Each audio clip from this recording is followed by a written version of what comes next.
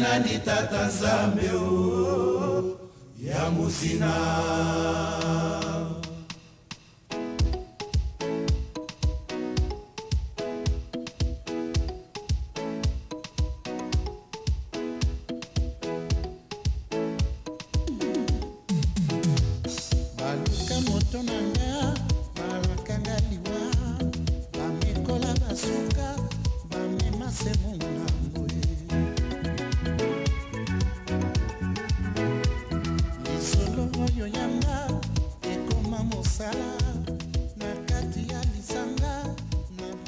Chères téléspectatrices et chers téléspectateurs, bonjour. La musique zaïroise moderne est le produit commercial zaïrois le plus connu au Zaïre et à l'étranger. Nous avons l'honneur et la grande joie de recevoir ici sur ce plateau, à Paris, le chanteur Taboulé Rochereau, superstar de la musique africaine, qui est le zaïrois le plus populaire et le plus apprécié d'après une agence britannique de communication.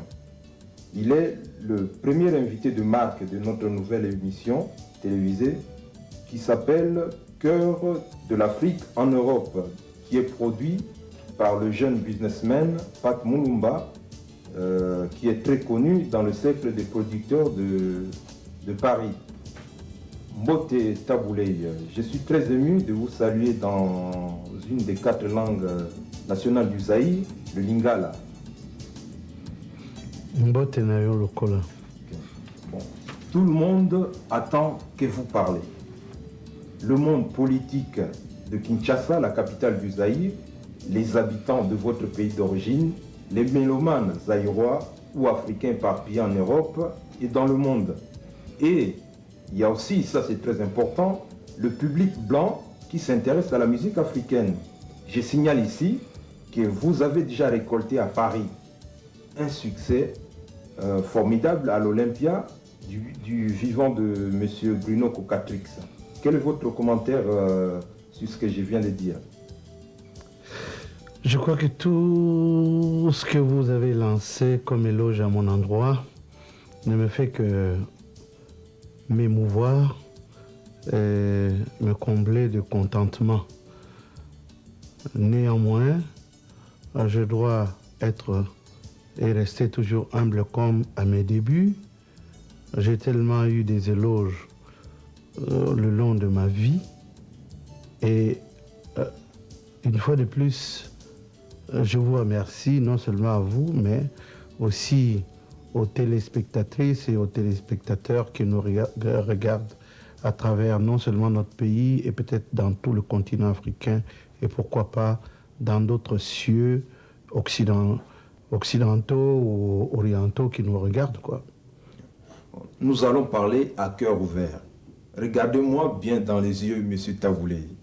On attend la vérité sur les questions que les gens se posent. Hein?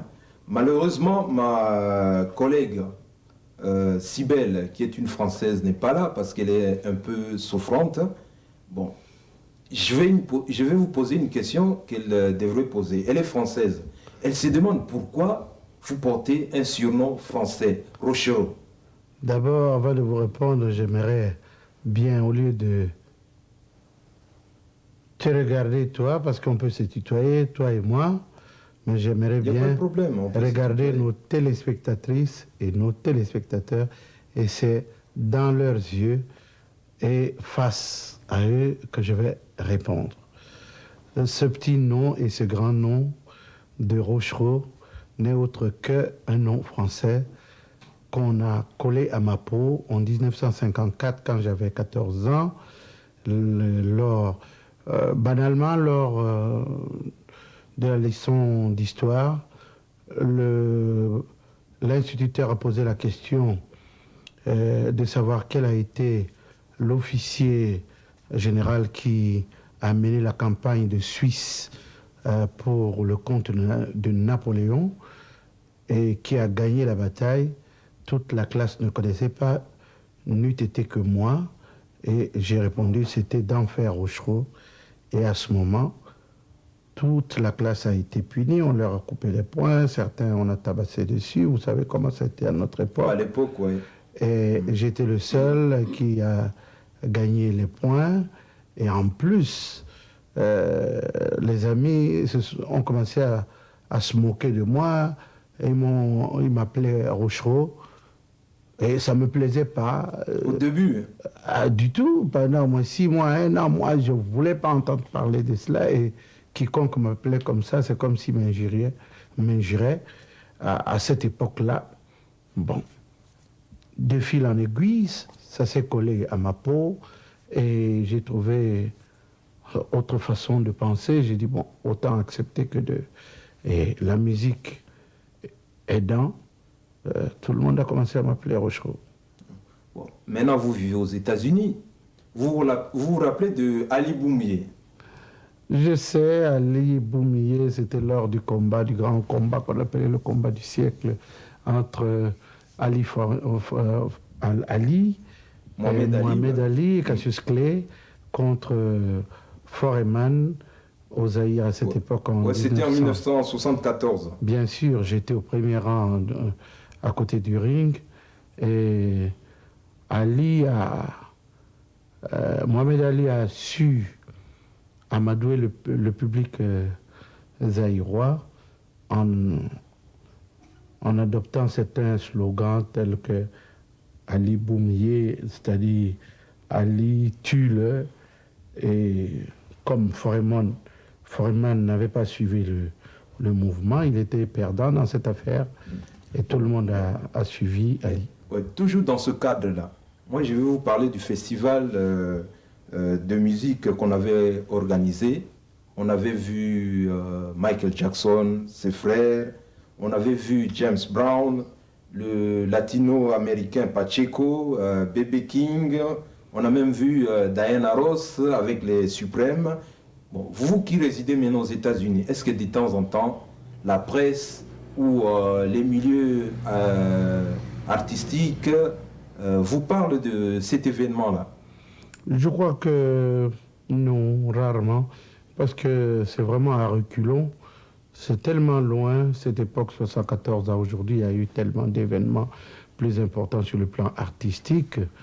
Néanmoins, certaines personnes du show business, quand ils me rencontrent, et surtout dans l'appellation Zaïre, cette appellation a été plus usitée à partir de ce grand combat. Vous êtes du Zaïre où Foreman et Ali ont été se battre, et je crois que c'est sur ça, mais quand tu as parlé à cet événement, je crois qu'il était un peu très reculé dans la mémoire des gens. L'occasion ne se permet pas encore, par exemple, pendant mon passage, pour qu'on me pose la question. On dit que votre voix a changé depuis les années 60 quand vous étiez dans le groupe musical African Jazz. Quel est votre avis? Dans une certaine manière, ils ont raison, parce qu'à cette époque, d'abord, je mesure 1,78 m et je pesais 78 kg. Aujourd'hui, je pèse 93 kg. Le gabarit a augmenté, les muscles vocaux ont attrapé un volume un peu plus grand. Il y a de quoi, c'est normal que le timbre de la voix ne soit plus le même. Mais cela ne dit pas que la voix ne soit plus belle. Je crois que en musique, plus la voix vieillit, plus elle devient tendre.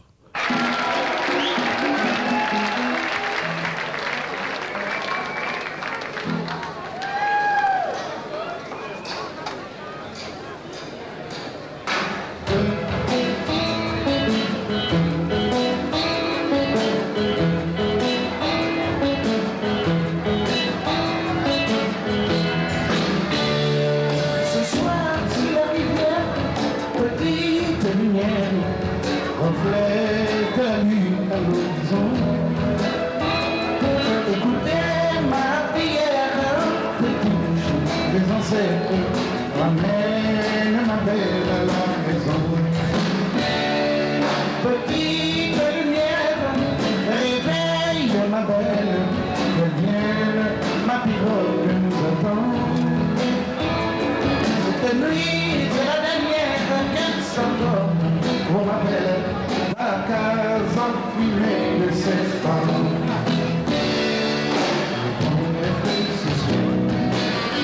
La lumière danse, je commence à voir au fétiche et d'âme chance. La nature va s'ouvrir, le reflet de l'une et la case va s'ouvrir, c'est la belle innocente. Fétiche de l'Afrique, exaucer ma prière. À vous africain, la rivière. Fétiche de l'Afrique, exaucer ma prière. À vous africain, dans la rivière.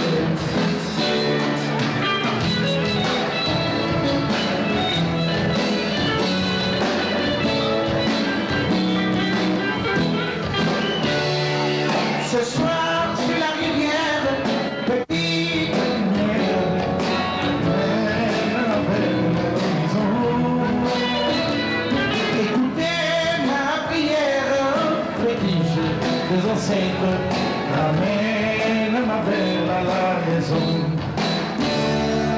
Petite lumière, réveille ma belle, vienne ma pirogue, j'attends. Cette nuit, c'est la dernière qu'elle s'endorme. Oh ma belle, la case enfumée de cette femme. Et ce soir, petite lumière danse, je commence à voir au fétiche d'âme chance. La nature va sourire, le reflet de l'innocence, et la case va s'ouvrir. C'est ma belle innocente. Fétiche et baptiste, c'est ma prière. À vous africain, la rivière. Fétiche et baptiste, c'est ma prière. À vous africain, la rivière.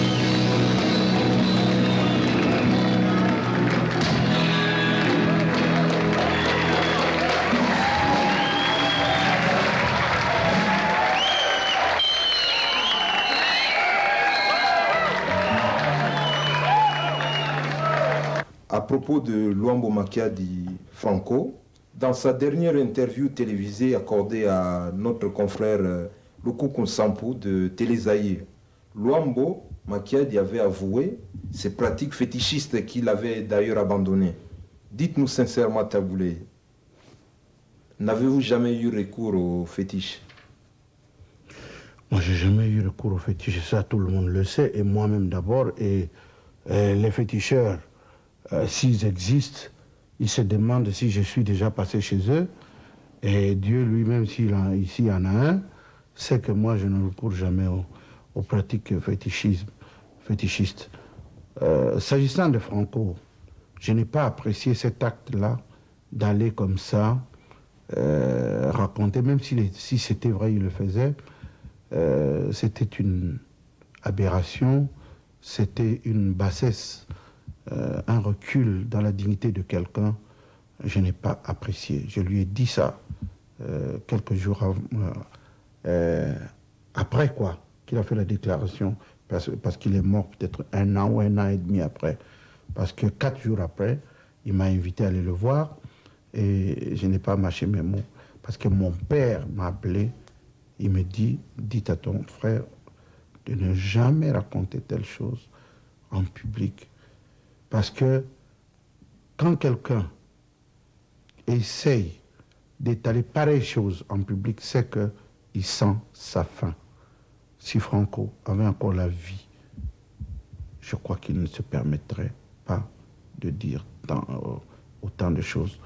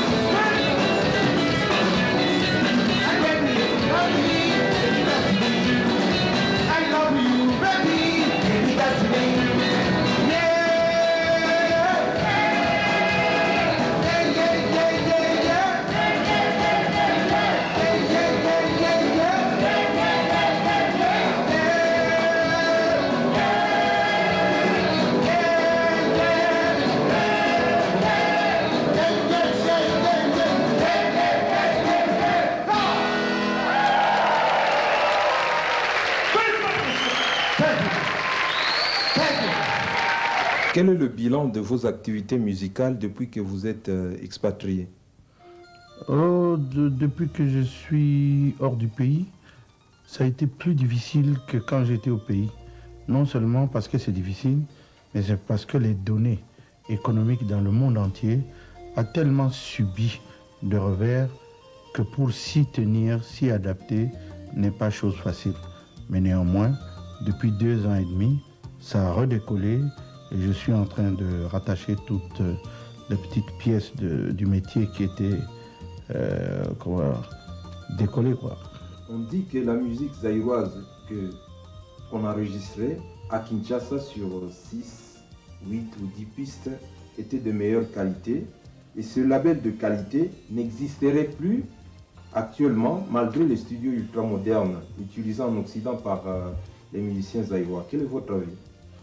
Je ne suis pas d'accord avec cet avis parce que vous savez que la technique évolue, la technique évolue non pas dans le sens de la régression, c'est dans le sens du progrès.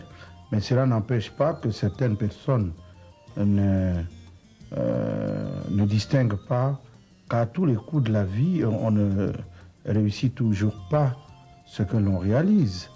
On peut aller dans un studio de 120 tracks tel que moi j'ai réalisé un enregistrement avec Pete Gabriel à Box dans son studio le plus grand et le plus ultramoderne du monde et ne pas réussir le succès d'un album. Par contre, il est vrai, avec le système d'enregistrement que nous pratiquions aux Zaïre dans les studios tels que Renapec, qui à cette époque était à la pointe de la technique, parce que c'était les machines Studer à cette époque. Et les machines Studer jusqu'à présent font parler d'elles. Et cette installation était de pointe parce qu'en Afrique, ça n'existe qu'au Maroc, au Zaïre et en Afrique du Sud. Et c'est un matériel allemand, suisse, donc ça valait la peine. Et c'est pourquoi le Zaïre, la musique du Zaïre était en avance par rapport à d'autres. Mais aujourd'hui, quand vous balancez les morceaux réalisés à Renapec, vous sentirez qu'il y a des choses que vous pourrez apprécier. Par exemple, on me donnait le paquet sur les voix, mais il n'y avait pas la batterie. Pourtant, la batterie était en studio. Parfois, les tam-tams ne s'entendaient pas. Parfois, il y avait trop de basses et moins de... Donc, c'est relatif. Vous savez que quand Zaïko est né, c'est la plus mauvaise musique du Zaïre de cette époque-là. Parce que je suis un des cofondateurs de Zaïko, je suis le financier de Zaïko, il m'écoute en toute sincérité, en toute franchise. Je suis la première personne qui a sorti mon argent, mes instruments, et nous avons fait naître le Zaïko. Après, le vieux poteau m'a emboîté les pas, après d'autres personnes sont venues, mais j'ai toujours été dans le sillon de Zaïko et toute la jeunesse zaïroise le sait, pour que Zaïko ne puisse pas se faire perdre.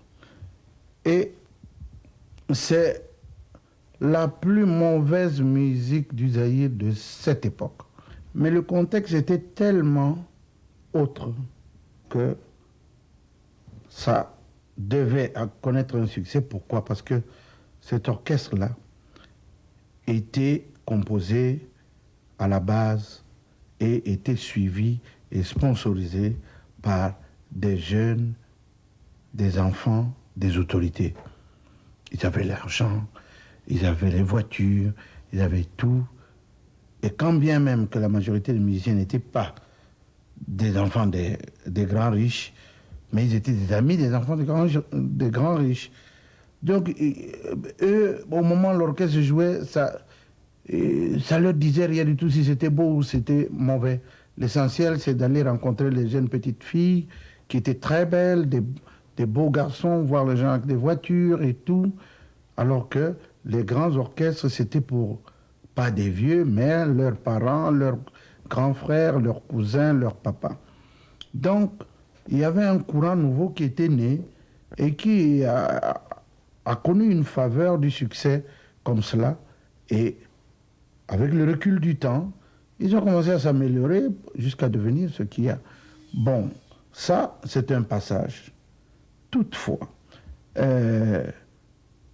aujourd'hui, au jour d'aujourd'hui, dire que la musique zaïroise a régressé ou a progressé, c'est relatif. C'est quelle musique? Ça dépend de l'artiste.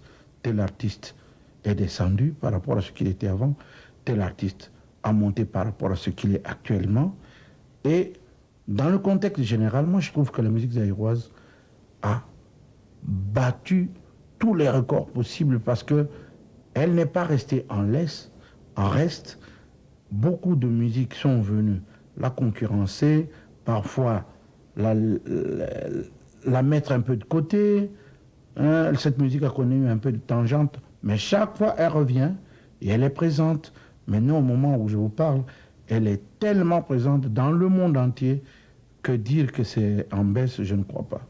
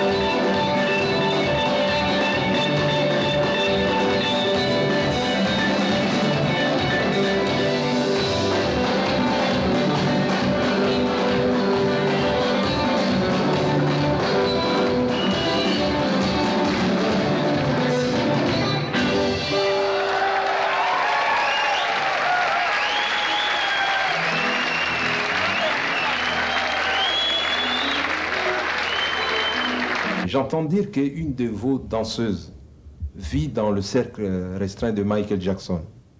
Bien sûr, j'ai une jeune fille qui actuellement vit dans le ranch de Michael Jackson. Je ne vais pas citer son nom parce qu'elle est en même temps étudiante à l'université UCLA, université de Los Angeles, mais elle est dans le ranch de Mike Jackson. Elle a travaillé avec moi et elle apprend à Mike Jackson les danses africaines par rapport à sa prochaine tournée dont le plus long passage se situerait en Afrique, notamment en Afrique du Sud, au Zaïre, en Côte d'Ivoire, au Sénégal et dans beaucoup de pays, je ne sais pas lesquels. Mais comme je n'habite pas loin non plus à Los Angeles, Los Angeles est grand, mais j'habite à deux places. Mes musiciens habitent à Anaheim. Moi, j'habite à Oxnard, à côté de Ventura, où Mike Jackson habite aussi. Donc, je connais un peu les choses. Et au moment où je vous parle, même parlant de mon album Mouzina Mike Jackson a ça chez lui, il s'entraîne dessus. Ah, c'est une très bonne nouvelle pour la musique zaïroise. Bien sûr. Parce que Michael, c'est pas n'importe qui. Bon, je reviens à ma question sur ce chanteur qui a fait sa carrière dans Zaïko, qui fait maintenant une carrière en solo, entre guillemets, c'est Papa Wemba. Il a contribué au patrimoine culturel zaïrois. On dit qu'il est le numéro 1 de sa génération, la 3e génération. Et il n'a jamais été décoré par les autorités zaïroises, bien que tout le monde le considère comme un des ambassadeurs culturels du Zaïre. C'est dommage, n'est-ce pas? Ce n'est pas dommage, parce que moi-même qui parle ici, j'ai bientôt 40 ans de musique. Je n'ai jamais été décoré même de la médaille de porcelaine au Zaïre. C'est un pays drôle, hein? Donc, il ne faut pas attendre qu'on décore Papa Wemba aujourd'hui. Je connais que toutes les petites filles qui ont chanté, je ne vais pas les citer, ont été décorées d'ordre de léopard en chevalier, en officier, en tout. Et bientôt, elles seront commandeurs. Curieusement, les garçons, Franco, pour se faire décorer, quelle gymnastique il n'a pas déployé. Et une personne comme moi, je ne crois pas pour être décoré que je prenne mon bic et sollicite d'être décoré. Bon, que dire de Papa Wemba? Peut-être que votre interview pourrait contribuer à ce que les oreilles intéressées puissent entendre ça et peut-être puissent pouvoir le décorer s'il en veut. Mais moi, personnellement, le temps est tellement passé que recevoir ça, je préférerais qu'on me la donne à titre posthume, comme on a fait avec Abeti.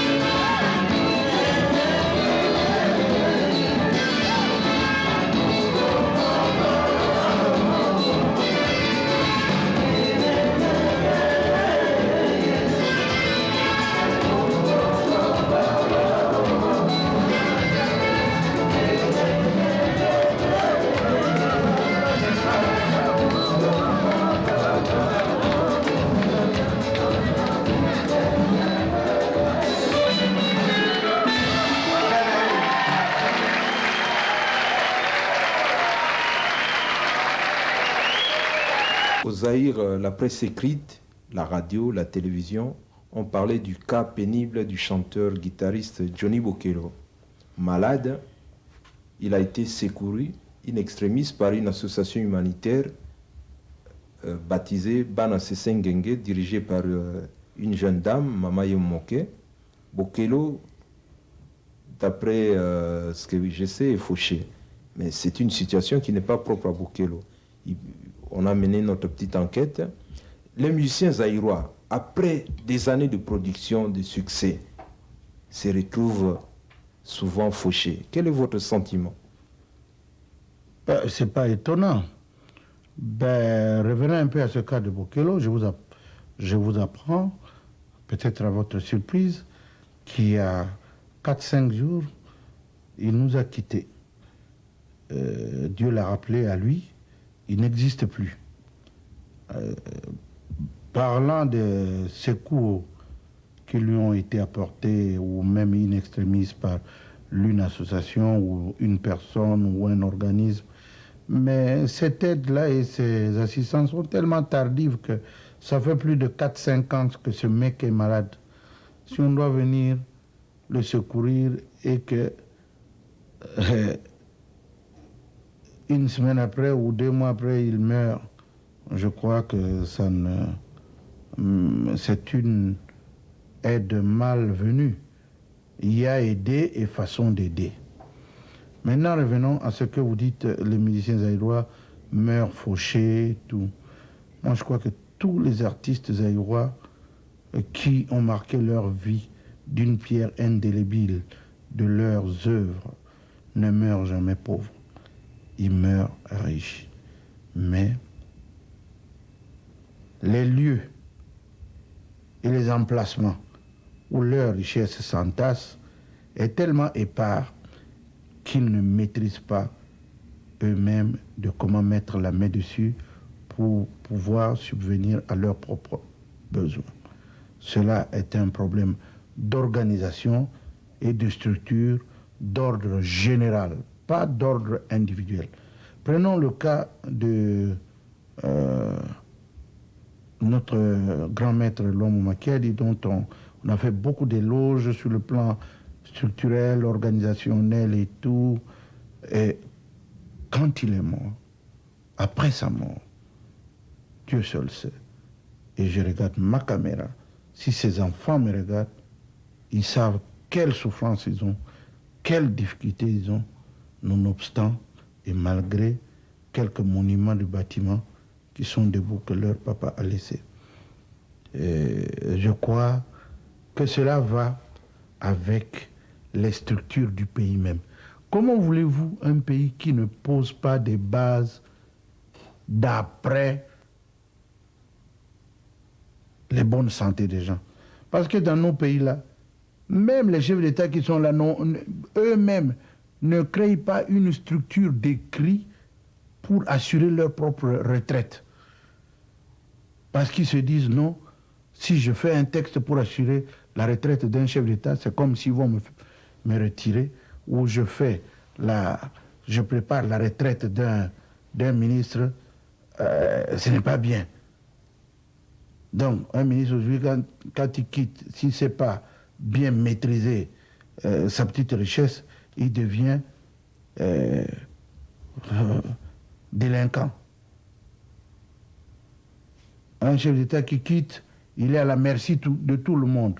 On le prend, on lui coupe les oreilles, le nez et tout, on le tue. Donc, parce qu'eux-mêmes n'ont pas respecté le corps et la santé des autres. Si bien qu'à chaque fois qu'ils sont à la dérive, on attend aussi pour leur rendre la monnaie de ce qu'ils ont fait. Moi, je crois qu'il n'y a pas que les musiciens, il y a aussi les politiciens, il y a les commerçants, il n'y a aucune structure qui est établie ni par la Constitution, ni par les réglementations, ni par les lois de nos pays, pour que l'on puisse respecter le droit de quelqu'un. À partir de ce moment, même les chefs suprêmes de nos pays sont à la merci des malheurs. Après l'occupation de leur poste ou de leur fonction, c'est de leur faute.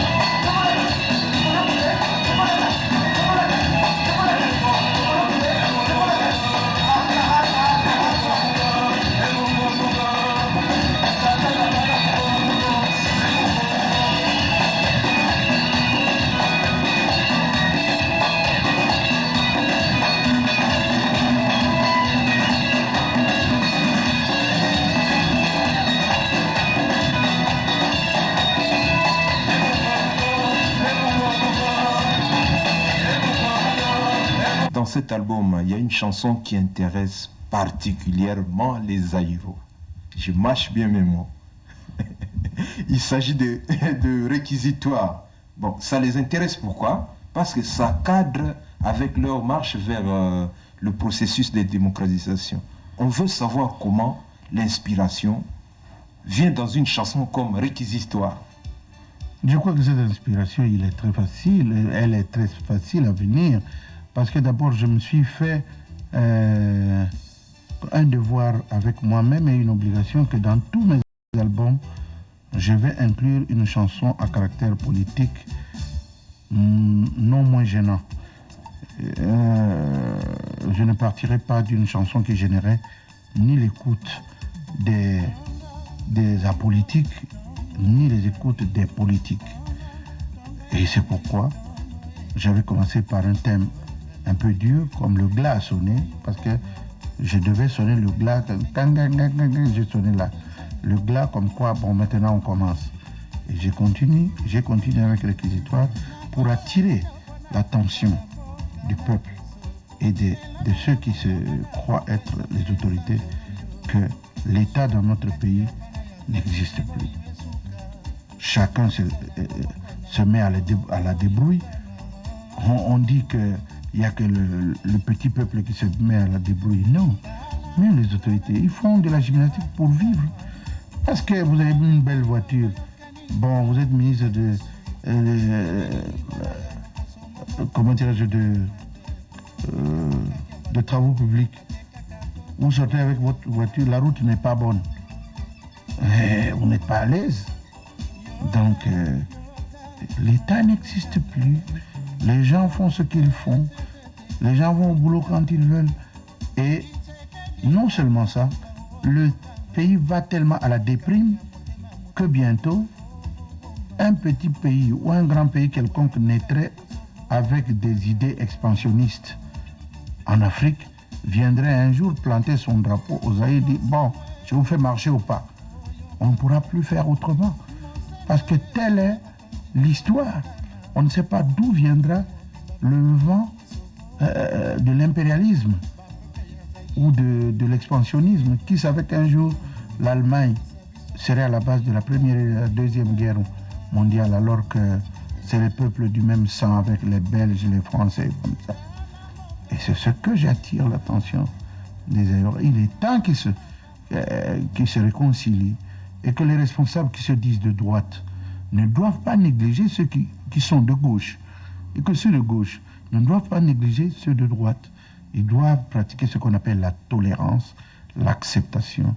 Parce que nous avons tellement perdu de valeurs, d'archives vivantes, que le peu de gens qui nous restent là, que on puisse les garder, ne serait-ce que pour tirer des enseignements. Cœur de l'Afrique, notre nouvelle émission continue. Nous sommes en direct avec le Seigneur Lay. Nous allons entamer notre deuxième thème, la politique. Monsieur Taboulé, réquisitoire a des couleurs politiques. Politiquement, comment vous vous situez? Dans le cadre du Zaïre, évidemment. J'ai dit que le réquisitoire a tout à fait la coloration politique. C'est parce que je m'étais fait en moi-même un devoir en tant que le doyen des artistes zaïrois. Comme nous avions déjà chanté à l'époque de la table ronde et on a continué, et même pendant la Deuxième République, dans les positions qui étaient celles d'hier, aujourd'hui dans la position de la démocratisation, j'ai fait appel à cet esprit de la chanson de réquisitoire pour appeler les bonnes âmes des autorités et du peuple à concevoir ce qu'on appelle la réconciliation, la tolérance pour sortir le pays du bourbier où il est en train de vivre. Je crois que réquisitoire n'est autre chose que la citation de certains fléaux qui font que notre pays n'avance pas. Mais politiquement, vous vous situez comment? Moi, normalement, je ne peux pas dire que je suis apolitique. Avant, j'étais apolitique dans ce sens que j'étais inconscient et cela m'a coûté trop cher. Jusqu'à ce que j'ai dit, mais on me fait impliquer dans la politique sans que ma tête ne puisse penser à une position quelconque ou à un engagement ou à un attachement quelconque dans les affaires de la politique. Et surtout à l'époque où on était dans le MPR, vous connaissez le slogan et la devise du parti, c'était Olinga, Olingate aux Aliempé.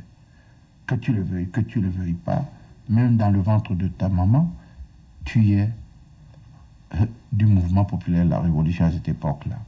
Donc vous savez ce que c'était les incidences d'être marginal à cette époque-là. Maintenant que le vent de la démocratisation est venu, moi, ma position, elle est celle du changement. Je dis bien du changement. Je n'appartiens à aucune classe politique, dans ce sens que aujourd'hui, au lendemain de l'appel à la démocratisation qu'avait lancé le président du Zaïre à cette époque, il paraît que c'était le 24 avril 1990, il eut au moins 100 à 200 partis politiques. Alors que tous ces gens qui ont créé les partis politiques ne savaient pas que la politique ne se fuse que sur deux circuits, c'est-à-dire le mécontentement, c'est-à-dire l'opposition, et le contentement, c'est-à-dire la mouvance. Moi, je suis dans ce qu'on appelle le souhait du changement. Maintenant, il faudrait se poser la question, est-ce que, comme moi je veux le changement, suis-je dans l'opposition? Comme moi je veux le changement, suis-je dans le pouvoir? Je dis ceci, ma notion est celle-ci. Moi je suis le capital, je suis capitaliste, je suis libéral. J'aspire au capital. Le capital, ce n'est pas dans le sens d'amasser des sommes, non. Des sommes d'argent pour devenir milliardaire, non. Le capital, c'est-à-dire assurer le développement du pays par l'implantation des outils de développement sur le plan industriel, manufacture et des mines, des routes, l'agriculture et tout. Ça, c'est mon souhait. C'est ça qu'on appelle le capital. Et il y a de ces pays dans le monde qui se nomment capitalistes parce qu'ils aspirent à ce genre d'esprit de développement par l'industrie et par le commerce et en donnant la priorité sur l'économie et ce qu'on appelle le matériel. Ce n'est pas que pour ça je suis matérialiste. Mais est-il que, par le temps qui court, si votre pays est mal développé, vous êtes en reste de tout le monde et vous allez connaître tous les mots possibles. Donc je suis pour le changement. Or, qu'est-ce qui arrive? Aujourd'hui, là, le changement, on dit que ceux qui sont du changement, ce sont les gens de l'opposition aux Zaïre. Mais je ne pense pas, parce qu'aujourd'hui, là, même la mouvance du présidentielle aspire au changement. Parce que s'ils ne suivent pas le changement, ils savent ce qui leur arrive. Les temps où ils mettaient des freins au changement, ils ont su ce que c'était. Ils vont dire c'est parce que l'UDPS, parce que... Non, mais c'est parce que le temps du changement est arrivé et que le président du Zaïre, un jour, a prononcé que j'aspire à la démocratisation, il faudrait que les partis viennent et tout. Et les partis vinrent. Et quand les partis sont venus, à ce moment-là, il y a eu maintenant ce qu'on appelle la dynamique et ce qu'on appelle les méandres de l'évolution politique. Aujourd'hui, nous n'avons que deux partis, qu'on le veuille ou pas, la mouvance et la mouvance et l'opposition radicale, comme on appelle. Il n'y a même pas de parti central chez nous. Il n'y a pas de centriste. Parce que ce qu'on appelle la société civile adhère soit à l'opposition parce qu'il est mécontent, il ne gagne rien dans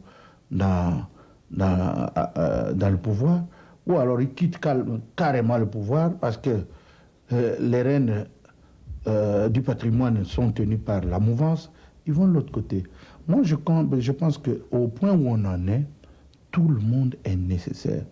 Et ceux de l'opposition et ceux de la mouvance.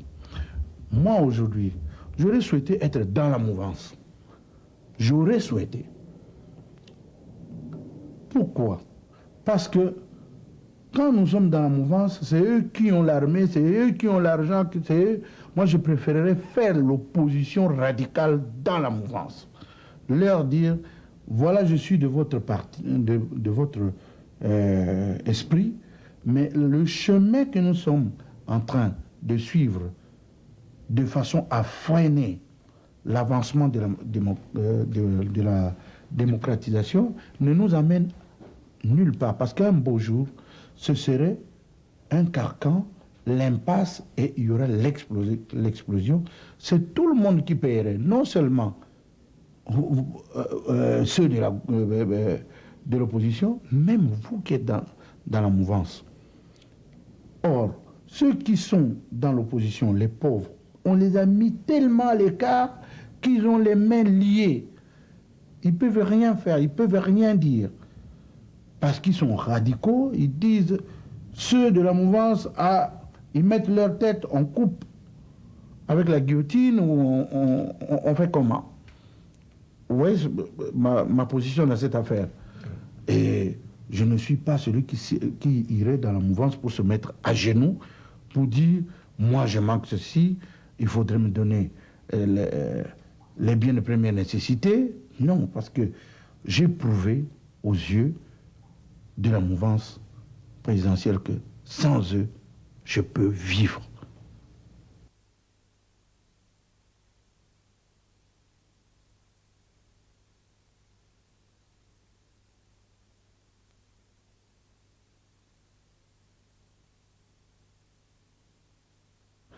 Et je dis aux amis de l'opposition avec lesquels nous avons combattu que le temps est venu que l'on puisse se donner la main et se poser les questions. Pourquoi nous sommes en train de marquer les pas? Jusqu'à présent, on n'a pas encore posé la question. Personne ne veut reconnaître la valeur de l'autre. Aussi longtemps que nous resterons dans cette position-là, nous n'irons nulle part.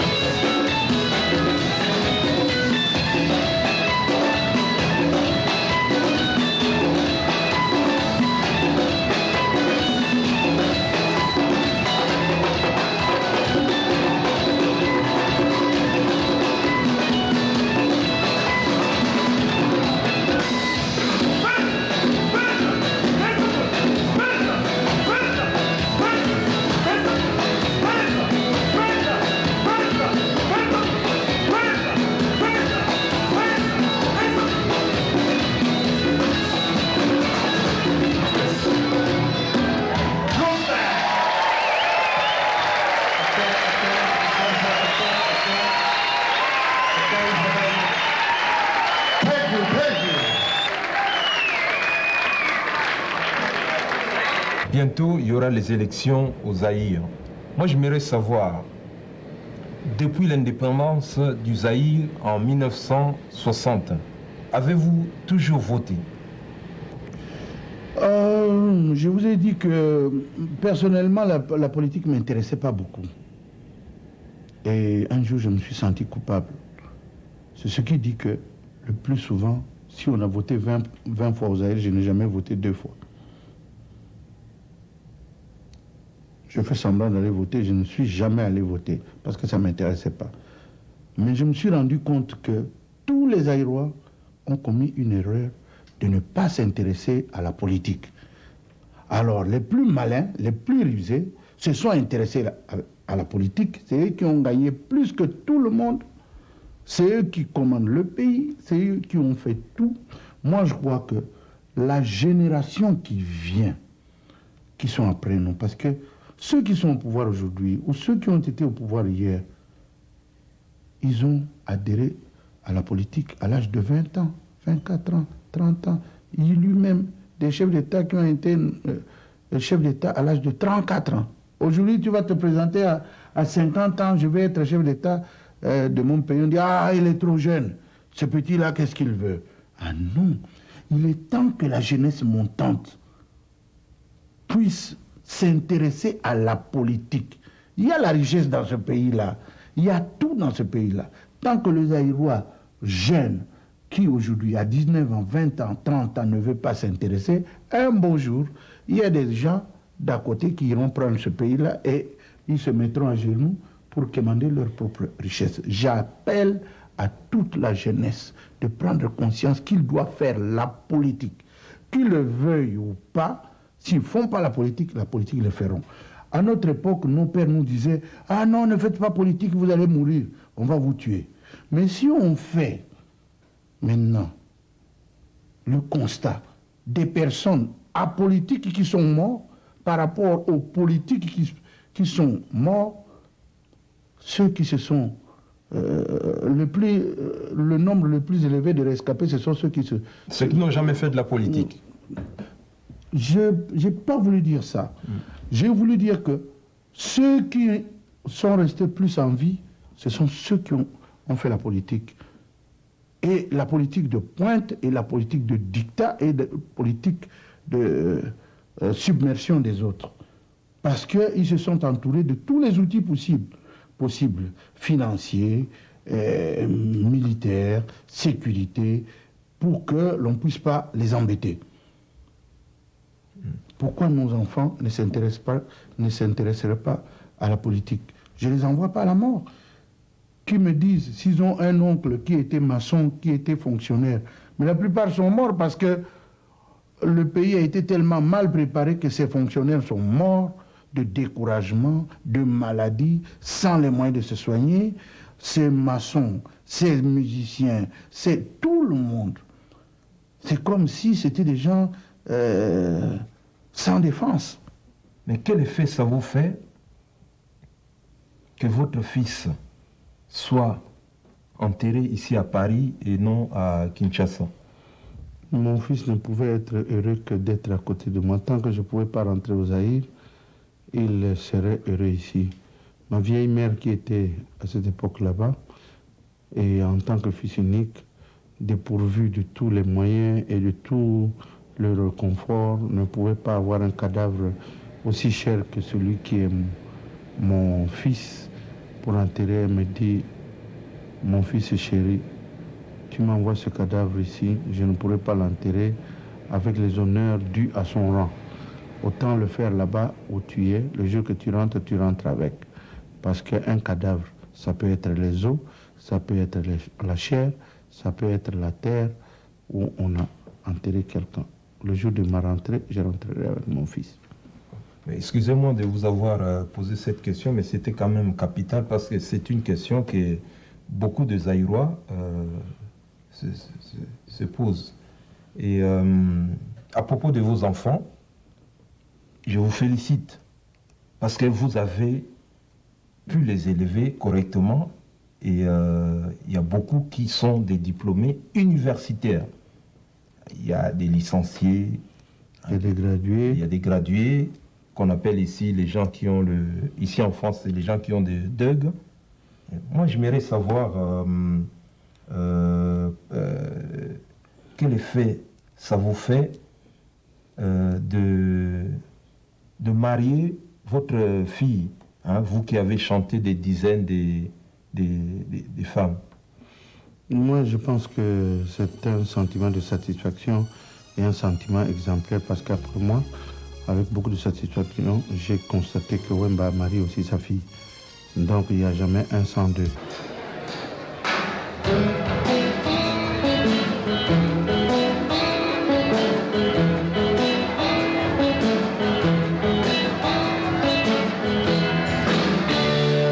Ce soir, sur la rivière, petite lumière, reflète la nuit à l'horizon.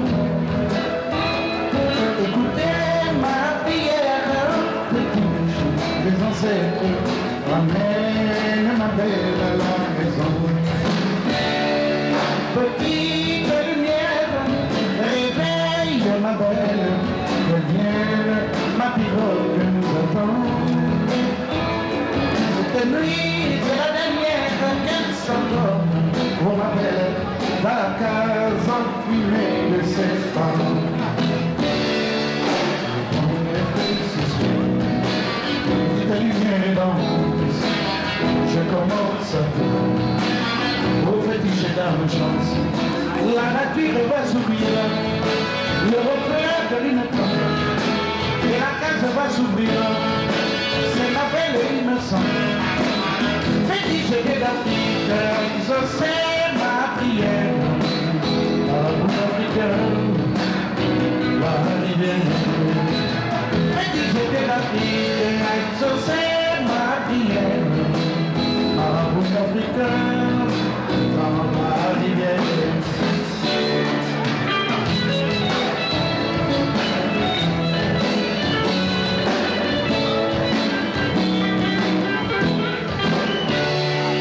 Ce soir sur la rivière, petite lumière, mène la belle horizon. Écoutez ma prière, fétiche des ancêtres, ramène ma belle à la raison. Petite lumière, réveille ma belle, vienne ma pirogue dedans. Cette nuit, c'est la dernière qu'elle s'endorme, oh ma belle, la case enfumée de ses parents. Ce soir, petite lumière danse, je commence à voir, au fétiche d'âme chance, la nature va s'ouvrir, le reflet de l'innocence, et la case va s'ouvrir. C'est ma belle innocente, fétiche de l'Afrique, exaucer ma prière, à vous africain, la rivière. Fétiche de l'Afrique, exaucer ma prière, à vous africain, la rivière.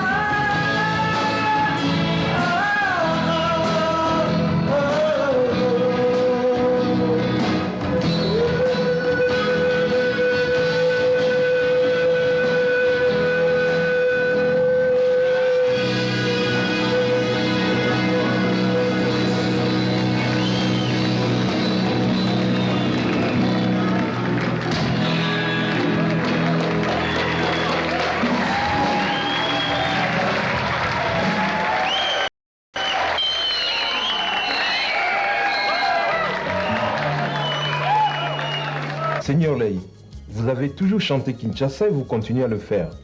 Peut-on dire que vous avez la nostalgie de Kinshasa, peut-on dire que vous envisagez un retour? Ben, la nostalgie de Kinshasa ne manquerait pas, d'autant plus que c'est la capitale de mon grand pays. Autant les Français chantent Paris, autant les Américains chantent New York et d'autres chantent les capitales de leur pays. Pourquoi ne pas chanter, louer la capitale de mon pays où je suis né, où j'ai grandi, où j'ai tout fait toute ma vie? La nostalgie, elle est plus grande, elle est grandissante du jour au jour. Toutefois, vouloir rentrer aujourd'hui dans mon pays ne me rassure pas encore. J'ai des incertitudes, d'autant plus que vous veniez de me poser des questions sur le plan politique.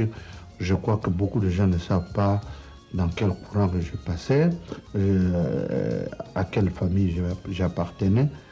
Moi, je n'appartiens à aucun parti politique, mais j'appartiens au courant du changement. C'est le changement pour le bien de tout le monde. Il a toujours été très difficile à quiconque de soutenir une idée populaire de survivre. Mais néanmoins, on est obligé de le faire parce que je suis l'homme du peuple. Mais devoir rentrer en mon pays, c'est d'abord une obligation, un devoir. On a toujours dit le salaire de l'exil est un salaire amer. Je ne pourrai jamais me sentir mieux à l'aise que dans mon pays. Mais une fois que toutes les conditions sont réunies pour que je puisse y vivre en paix, à la première occasion, je sauterai dans l'avion pour rentrer dans mon pays.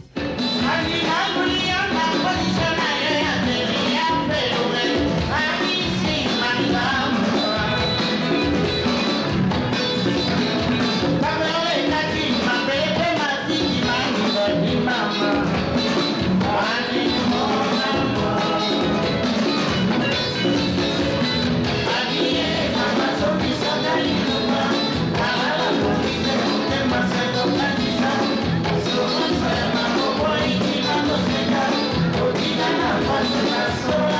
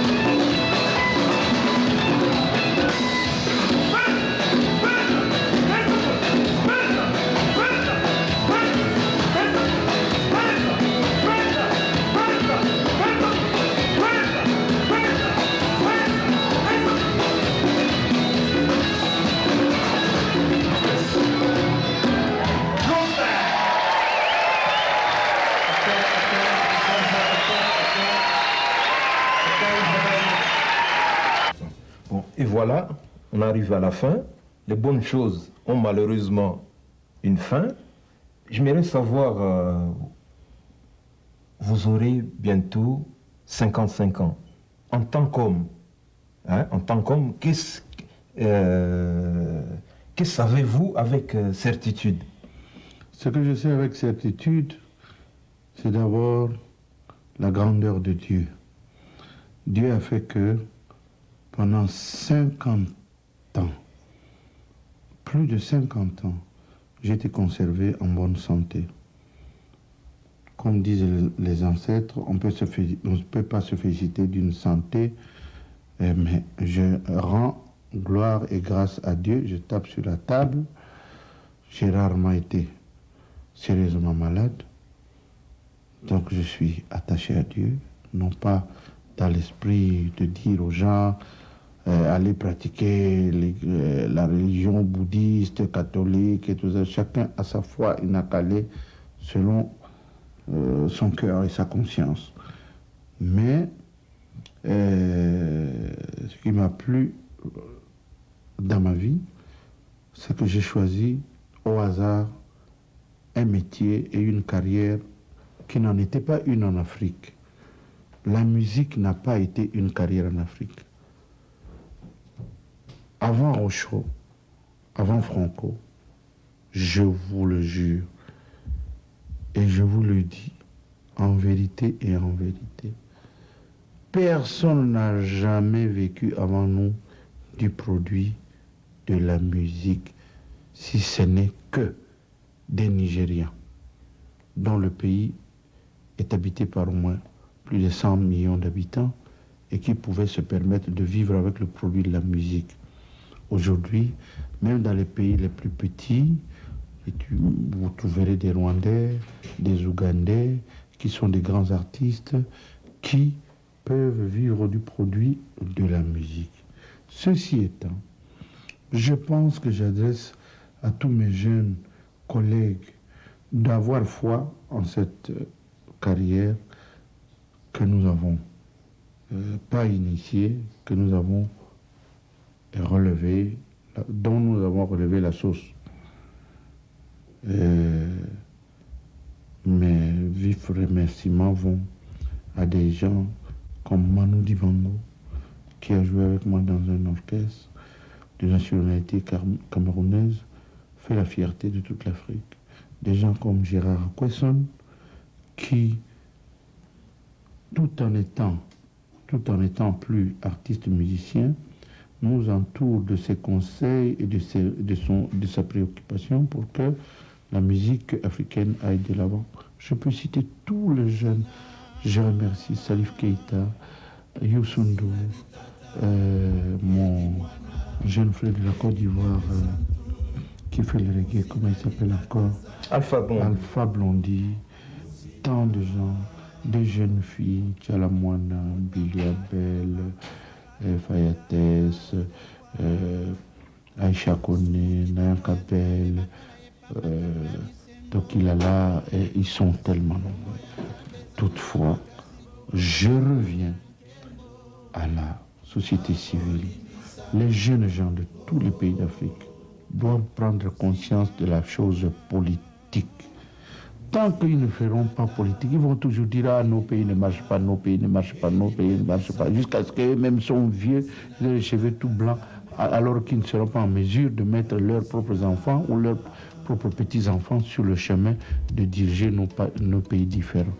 Tous nos chefs d'État dont vous aviez entendu les échos, les noms, ceux-là de la première génération, les ministres, les dirigeants, je ne vais pas me perdre à citer leurs noms ici, pour ne pas me perdre dans la démagogie, ont commencé ce métier très jeunes.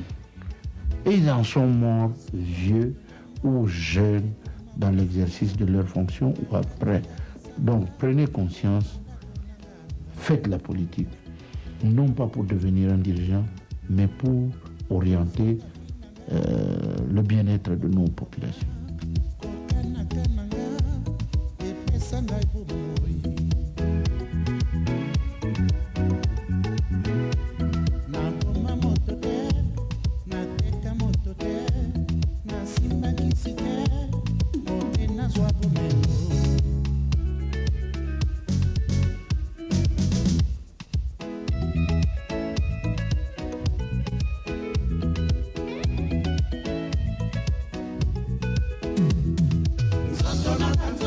oyo elelela kaka nzambe kisi nanga bana bomwana losambo na yawe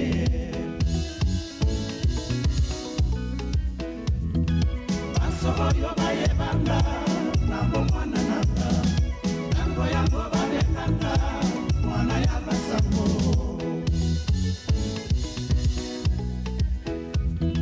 nzoto nanga nzoto oyo elelela kaka nzambe kisi nanga bana bomwana losambo. Il n'y a rien à dire car les résultats sont là. Tout ce que je souhaite, qu'il continue à encadrer la femme zaïroise comme il a toujours fait et à lui donner sa vraie place au sein de son orchestre. Il est grand, il y restera. Moi, je m'appelle Elze et je suis de la Martinique. Et en ce qui concerne l'interview de M. Rochereau, je le trouve formidable. Tout ce qu'il a vécu et tout ça, c'est vraiment impressionnant. Et ce que je demande, c'est qu'il continue sur la voie et qu'il y ait d'autres personnes qui puissent lancer